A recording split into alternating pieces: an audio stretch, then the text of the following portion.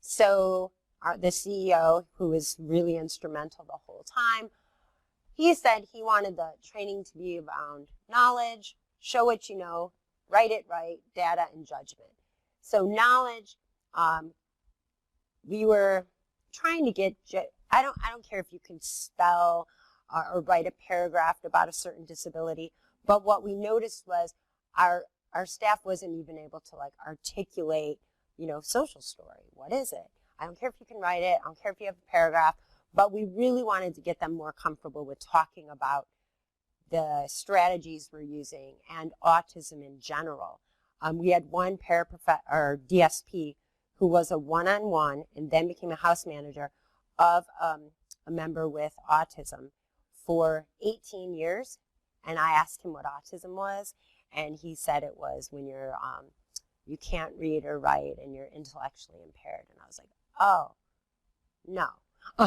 So it was really interesting. So we did a ton of training on that with no writing, because that sometimes our DSPs were like, I'm not good at writing, or I can't write a paragraph. Not that they can't, but that they struggle with that with test taking. So I said, I don't want you to take a test. I just want us to talk and learn and be able to do that and show what you know. That was modeling basically different hierarchy of prompts. So I would come in and model how to support someone and how to aid and fade my support, and then I would ask them to do it. And then that was it. Just show me how to do it. Show me what you know. Write it right was, unfortunately, in the position, there are things you have to write. So like incident reports and data. So we did some of that practice. And then judgment, I find in this field that incident reports, people are really honest. And I say, we use these for training. They're so honest. You read it and you go, oh, man, they did what? And then if they would have done something different, they would have had a different outcome. So I took real life in the agency's incident reports and used those for training to say, what could we have done differently? What could the staff done differently? So that was kind of like a judgment training, if you will. So it was getting a little better. We were getting there. But this modeling was the best. They were doing everything. Even after I'd model it, I'd go and I'd always do, I was calling them drive-bys, and then I decided in Chicago I shouldn't be calling it that. So I would just pop in at random times and see what was going on. And every time I popped in, they were just, you know, the members were like hanging out on the couch and the staff was like cooking and cleaning and like, no. So just popping in at various times, modeling, getting the members engaged, getting them to be as independent. And literally, I would pull up a chair and have staff sit sometimes and go, you sit here. You could see it from there. Because I found that if they were standing, they couldn't help but just jump in and do. So I was like, just have a seat. Just have a seat. So this was one day where I had staff literally sitting and said, just watch the magic happen. I'm like, Dinah, it's breakfast time. What do you want to eat? And she looks at me. And I said, well, look at what you got. Look in the cabinet. So I'm like opening them all up. And she points to cereal. There's like 6 choices. And she looks at me and I'm like, I don't know. I'm not hungry. Which one do you want? And the staff's like, well, she likes that. I'm like, I'm like, which one do you want? So she gets out her cereal, gets out a bowl, pours it in, spills a couple little pieces, eats them. But then they're like, oh, I'll go get the milk. No. And they're like, she'll spill it. Oh, well, Dinah, do you want milk in your cereal? Yeah, go get it. I mean, she just did everything. And the staff's like this, huh? Like, yeah, she could do it. She's an adult. And so let's see. Oh, and even him, they were like shocked. Like, he can't pour his own milk. Yes, he could pour his own milk. And he poured a ton, and it was overflowing. And guess what? When he walked to the table, yeah, he spilled a little. But he, which was so cool, I didn't even say, oh, you spilled a little. He went and got a napkin and cleaned it up. I'm like, so the visuals were so helpful. So Dinah is she was like house mom. Like if it was a fraternity or sorority, she would be like the house mom. She wanted to clean everything. She wanted to make everyone's bed. We had to like kind of rein her back from that. But dishes, so she would clean dishes, but she'd always forget a step. Maybe the soap on the sponge, or maybe something very important. So we put on hers, I don't know if this works, yep. So right here, there was the visuals for the steps for cleaning dishes. Anytime I just said to the staff, stand back, let her do it. If you see, oh, she forgot, again, let's say it was the soap on the sponge, you just go, Dinah, and you just point to that step, and she literally would like, oh, like, the light bulb would come, you could go, oh, yeah, and then she would do it. And the one day she didn't do it, guess what? There was no soap right there. The staff had put it away in a cabinet, so she just like skipped that step. So that was super helpful. Also then, when she dried them, we had all the cabinets labeled with what should be in there. Super helpful. So I pulled back the staff and I said, did you see how those visuals, that support made her independent? So you could like actually not be here someday and she could be independent just by those visuals. So the sensory station, area, room, super important. So I just kind of gave a little information about what sensory integration is. So some of these members needed that for calming down, maintaining, controlling, self-regulating. So it was very important that we added this to the home. I just talk a little bit about sensory deficits. So we made sure in the sensory space that we really addressed all areas of sensory. The only thing we didn't actually put in the sensory space was anything to eat. But there was really something for everything. So visual, we had those light tubes that have like bubbles in it. And then we had a projector that projected to the screen, or to the ceiling, excuse me, which changed different, it could look like an ocean or a sky or various different things. And they could, the actual light in that area, they could turn it off or on or dim it. Auditory, we had a sound machine with 6 different sounds. We also had just a CD player with some music, if they wanted that. So for smell, we used some old little canisters from like film and cotton balls and put various different like oils on them, but they were closed so you couldn't smell them, but if they desired to, they can open them up and smell them. Touch, so we had shelves with a lot of different like tactile things, from Play-Doh to those different kind of goopy things, to cush balls, to fabric, to various different fabrics, to even sandpaper, so rough and soft and pulley and stretchy and everything you can think of for touching. Body awareness, we had like the exercise balls that people do abs with. We had those, and then we had 2 bungee chairs. You guys know what those are? I have a photo of them. The bungee chairs were the best, but know when you buy them new and take them out of the box, they look completely flat. And then I was telling Philip, like, sit down, you're going to love it. And he's looking at me like, you're crazy. It's straight. And then, all right, I'm not bragging, but I don't weigh a lot. So I tried to sit in it and it didn't really move. And I'm like, okay, that didn't help. Because I was like this, and it was brand new. It needed some. So when he finally realized, like, it'll go down when you sit in it, oh my gosh, he carried that thing. He'd bring it into every room he went. Loved it and bounced in it. So we made sure all these things were in the sensory room. So, here's the tube with the bubbles. This is the bungee chairs. Oh, bean bags. You could tell I have the lights on right now. So it was attached here, but it went up to the ceiling. Here's some of our sensory items. I'm trying to see if you could see other things. That's the noise-making machine. They love this space. I'm going to tell you the staff did too, though. I found them in there sometimes. But it was very peaceful. It was very calming. But the bungee chairs got kind of brought around the room, or the apartment. Because it wasn't a large space, and because we know sensory spaces are being utilized for calming reasons, regulation and whatnot, we needed to say really only 3 should be in there at one time. So we had a check-in, 1, 2, and 3, and then their photos here. So if they were going in, take your photo, check in, hang out in the sensory room. When you're leaving, take your photo off. So if one of the members would walk up and see 3 pictures and be like, oh, it's full, come back later. So that was just another easy way to help support. So this looks a little overwhelming, but what it was kind of like a job chart, if you will. And all the, this bag here is like tons of photos. Each member had like 6 photos of themselves in this bag.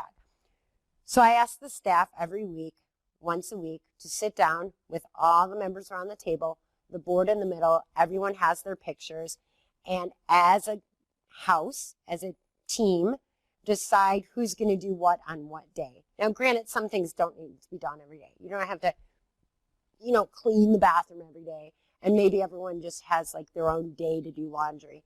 But so what we did, so we did that once a week. So once a week, you'd sit down, we'd decide who's going to do what. Dinah wanted to put hers on all cleaning things. It was so cute. I'm like, no, you don't have to clean everything for everyone. Elton would take his picture and switch it on his day. It would be his day to, I don't know, cook or something, and then he'd be like switching it. I'm like, we see you. We had one that said cook and the other that said assistant cook. And basically what it was nobody has ever helped to cook. They were always being cooked for. So the assistant cook was the one who was going to get out all the items that are needed and set the table. And then the cook was actually going to help with the preparing of the meal. It was just to get more people involved, because I would have staff say, there's no way that so-and-so should be touching the oven, it's hot. And I'm like, okay, then let's just start with that person being the assistant cook, and they could be getting all the items out. But really getting their participation in all of those kinds of things, the laundry, the cleaning, the shopping, and whatnot. So each member had a schedule. This is 2 different ones right outside their door, a big long schedule. The overnight staff was supposed to set it up so that in the morning when a member walked out, their schedule was set up for the day. And then they would, as soon as something's done, take it out and put it in the finished. What I noticed is some of the members must have done something like this in their schooling, because there was a couple like Philip who he would get up in the morning, take meds, and then run back and take it off already. And I'm like, ooh, he knows this. Like, nobody taught him this. But he would also go and check it, which was super awesome. I would see him checking his schedule. And he would switch things around. So one time, the only person who could provide meds was late. He himself moved the meds down, like on the schedule. I'm like, yes.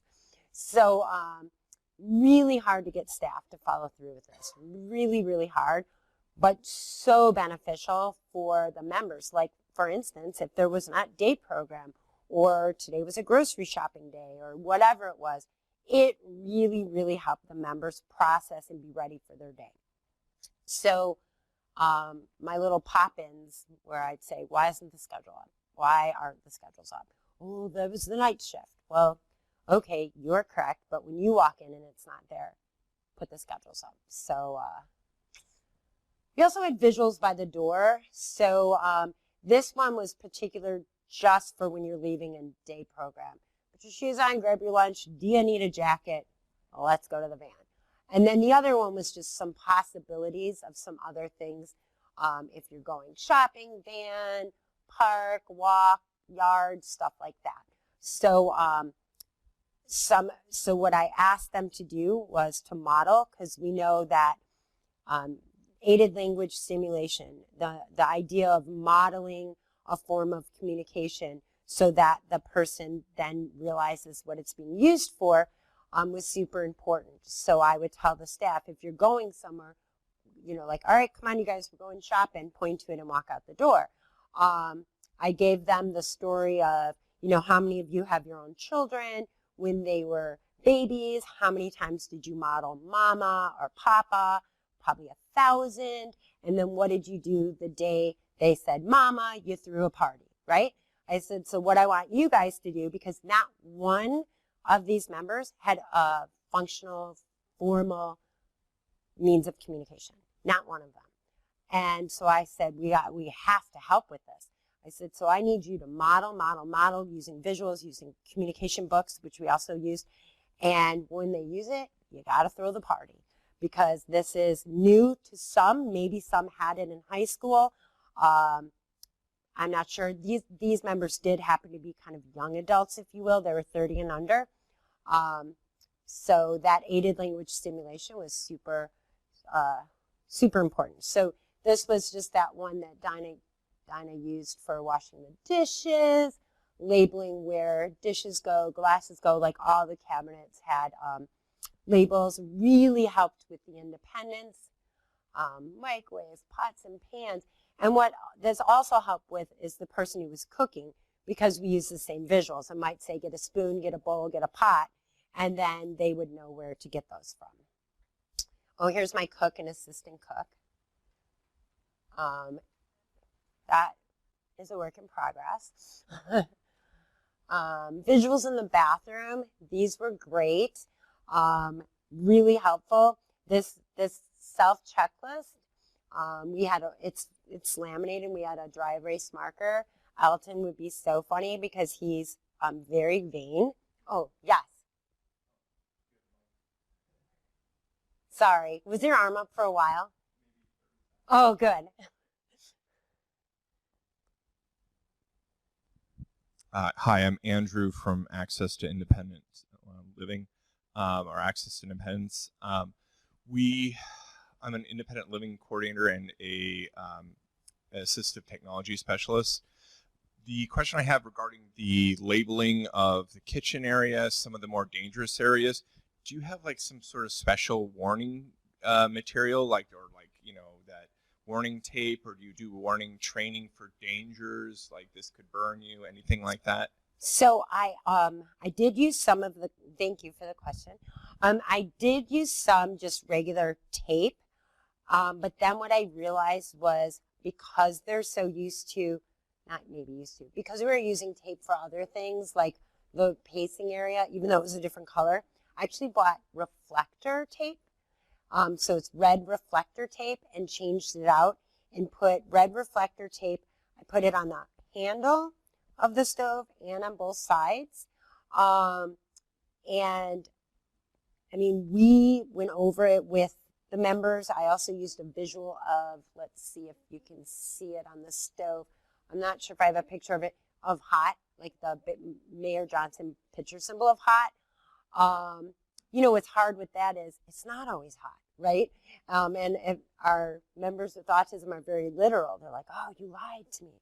It's not hot today. So it's definitely a training. And were you talking more training to the individuals themselves or the staff? Or both? Well, I guess I care more about the actual consumers, the individuals. Got it, the individuals, yeah. Yeah, so we did a lot of modeling and a lot of just telling them, like, this is hot and not to touch, or to ask for help when you want to go to that. Because we were teaching them to cook, so we were teaching them to access it. So yeah, it was just a lot of information, providing it to them, modeling it, yeah. Does anyone have something that they've done that could be helpful to answer that question?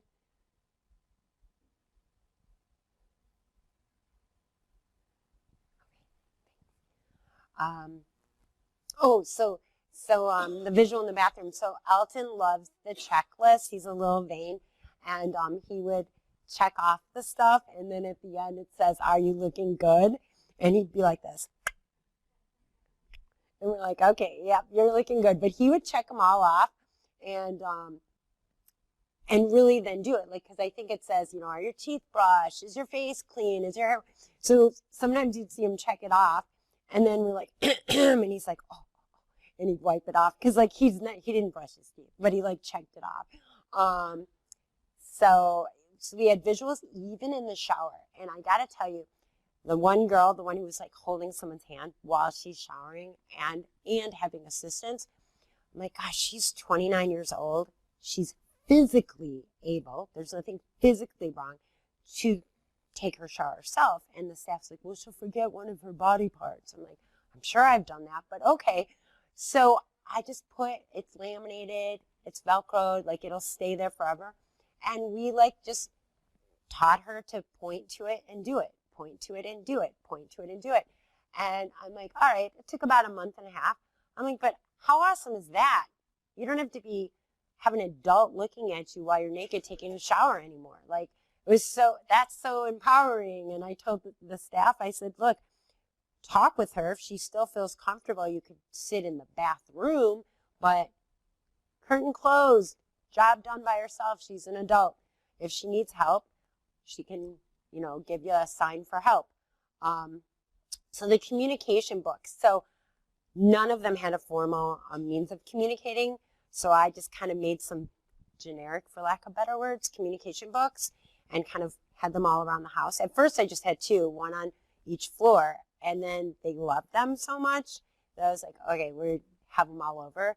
The coolest thing was literally 1 week in, Dinah took the book, flipped, and I'll remember it was page 9, and pointed to shopping, then flipped money, van, me, like that. And I'm like, oh my God, I can't drive the van. I'm like, somebody please take her shopping. And they're like, why? And I go, remember the party I said we throw after the child says Dada? This is the party. Take her shopping. And like literally that, by someone getting in the car and taking her because she used that book, it was so meaningful.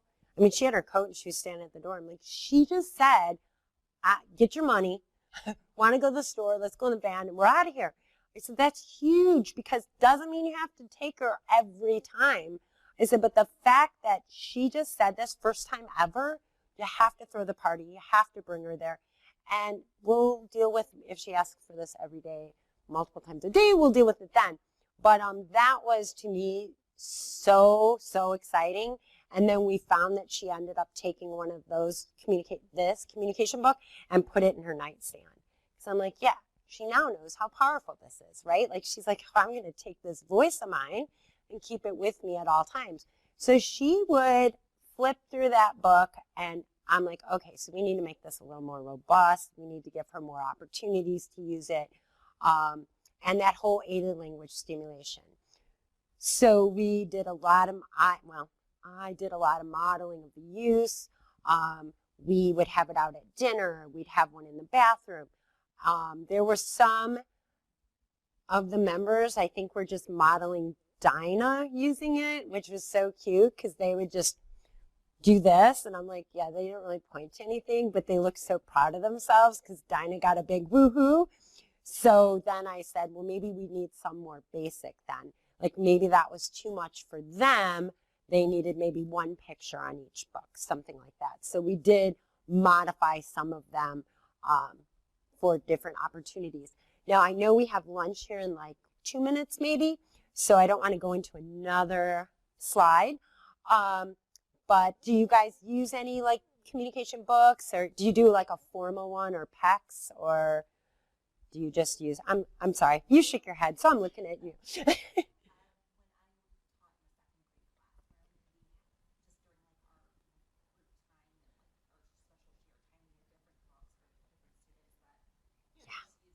Yeah.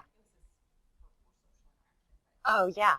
It's so exciting to see. I know we have a long way to go, and I know some of these guys have been going years with using maybe behavior for communication, and it worked, so they just kept doing it, which is something I wanted to show the staff. Like, there are other ways for them to communicate their needs, and it doesn't have to be SIB, or it doesn't have to be, hitting you, or it doesn't have to be eloping, because Elton did all the time. And I'm like, ask him where he wants to go. Like, why he doesn't have to escape at 3 a.m. Like, I'm going to start back after lunch with the most awesome Elton story ever. It has to do with Elton and working out.